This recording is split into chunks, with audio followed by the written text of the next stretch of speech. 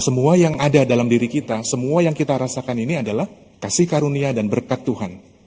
Apapun itu, mau sakit, mau sehat, mau dalam keadaan kecewa, keadaan marah, keadaan senang, keadaan bahagia, apapun itu.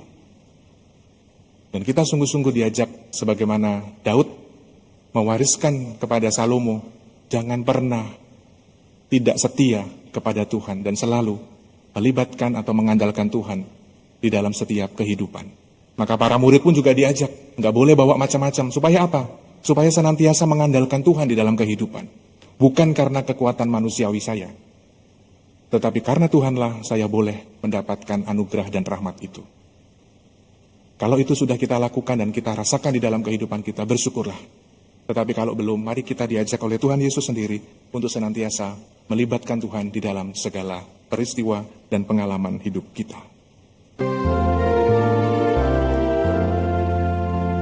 Hai umat seluruh dunia, pujilah Allahmu yang tak henti diagungkan malaikat di surga.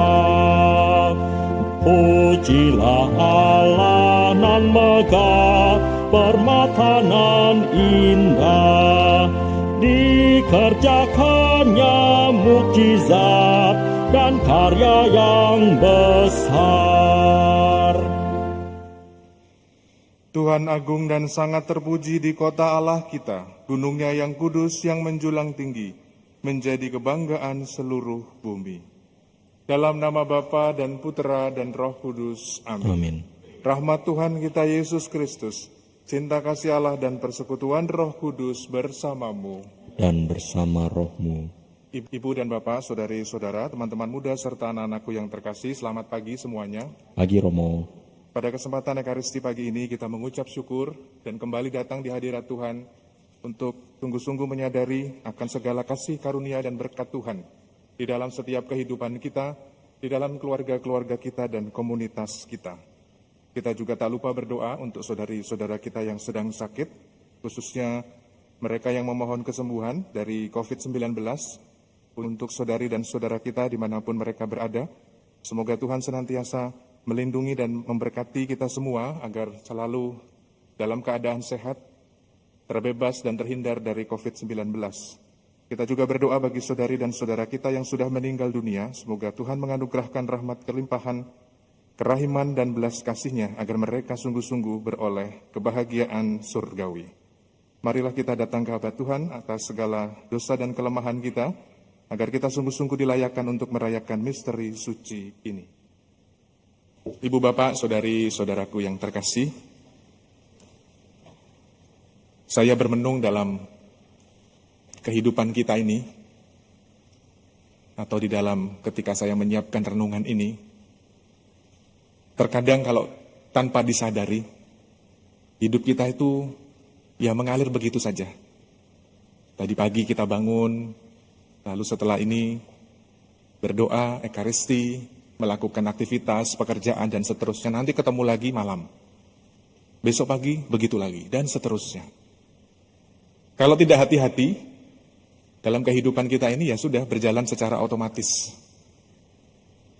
Maka kalau tanpa sadar kita melakukan kegiatan, hidup kita ya seperti mekanik begitu aja. Berjalan seperti biasa, tanpa ada hal yang bisa kita maknai. Bahkan dalam konteks kehidupan entah di keluarga, entah di komunitas, kita bisa melakukan segala aktivitas, segala pekerjaan kita, ya seturut dengan kemampuan dan talenta yang diberikan kepada kita. Dan bahayanya, akhirnya kita manusia merasa bahwa segala sesuatu dapat saya lakukan. Saya sebagai manusia bisa melakukan segalanya. Dan kita lupa bahwa segala sesuatu yang bisa kita lakukan, segala sesuatu yang kita miliki saat ini, itu semua berasal dari Tuhan. Di dalam bacaan pertama maupun di dalam bacaan Injil terdapat dua paralelisme. Yang satu di dalam bacaan pertama, Daud bicara kepada Salomo. Berpesan hal yang sama ketika Yesus berbicara kepada para muridnya, diutus berdua-dua. Pesannya jelas, agar kita di dalam kehidupan tetap setia dan mengandalkan Tuhan. Maka persis di dalam peristiwa bacaan Injil, para murid diutus berdua-berdua. Hal yang sama seperti yang pernah saya ceritakan, saya pernah mengalami ini juga. Namanya peregrinasi. Nanti Cliff dan Jose itu yang ada di belakang ya, mereka calon seminaris. Nanti ketika jadi frater mereka juga akan sama mengalami hal yang sama. Diutus berdua-berdua.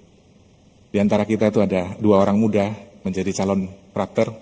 Minggu depan Cliff akan tes seminari, mohon doanya semoga diterima dan bisa melanjutkan pendidikan calon imam. Hal yang sama juga, ya, kita diminta untuk senantiasa setia dan mengandalkan Tuhan. Coba kita merenung di dalam kehidupan kita sehari-hari. Dalam 24 jam kita hidup, berapa kali kita mengucap syukur kepada Tuhan? Tadi pagi misalnya, bangun tidur. Siapa yang terima kasih kepada Tuhan? Entah di dalam hati, entah diucapkan ya. Tanpa sadar, kita bangun seperti biasa. Nafas ya. Bergerak, beraktivitas. Tetapi kita jangan-jangan sudah terlena dengan otomatisasi itu sehingga kita lupa bahwa semua yang ada dalam diri kita, semua yang kita rasakan ini adalah kasih karunia dan berkat Tuhan. Apapun itu, mau sakit, mau sehat, mau dalam keadaan kecewa, keadaan marah, keadaan senang, keadaan bahagia, apapun itu. Dan kita sungguh-sungguh diajak sebagaimana Daud mewariskan kepada Salomo, jangan pernah tidak setia kepada Tuhan dan selalu melibatkan atau mengandalkan Tuhan di dalam setiap kehidupan. Maka para murid pun juga diajak, nggak boleh bawa macam-macam. Supaya apa? Supaya senantiasa mengandalkan Tuhan di dalam kehidupan. Bukan karena kekuatan manusiawi saya. Tetapi karena Tuhanlah saya boleh mendapatkan anugerah dan rahmat itu. Kalau itu sudah kita lakukan dan kita rasakan di dalam kehidupan kita, bersyukurlah. Tetapi kalau belum, mari kita diajak oleh Tuhan Yesus sendiri untuk senantiasa melibatkan Tuhan di dalam segala peristiwa dan pengalaman hidup kita. Tuhan yang Maha Kasih, terima kasih Engkau senantiasa menyertai perjalanan hidup kami. Kami berdoa untuk saudari-saudara kami yang terpapar COVID-19. Tuhan, kami yakin dan percaya Engkau sendiri yang menyelenggarakan hidup kami. Mampukan kami untuk senantiasa bersyukur kepadamu dan memohon rahmat kesembuhan untuk saudari-saudara kami yang terpapar COVID-19. Semoga mereka diberikan rahmat kesembuhan dan kepulihan demi Kristus Tuhan dan pengantara kami. Amin. Agunglah misteri iman kita, penyelamat dunia, selamatkanlah kami, karena melalui salib dan kebangkitan-Mu, Engkau telah membebaskan kami. Ibu Bapak, saudari-saudaraku yang terkasih, terima kasih untuk kebersamaan kita di dalam Ekaristi ini. Terima kasih juga kepada seluruh petugas liturgi yang membantu. Satu pengumuman, mulai tanggal 6 Februari, ada satu perubahan jam misa, sebagaimana yang sudah disampaikan di WA Group masing-masing, di wilayah ataupun lingkungan. Dari yang jam 8, kita akan majukan di 7.30, jam setengah 8. Dari jam 8, kita majukan menjadi 7.30. Lalu kita sama-sama untuk menjaga kesehatan kita dengan tetap menggunakan protokol kesehatan.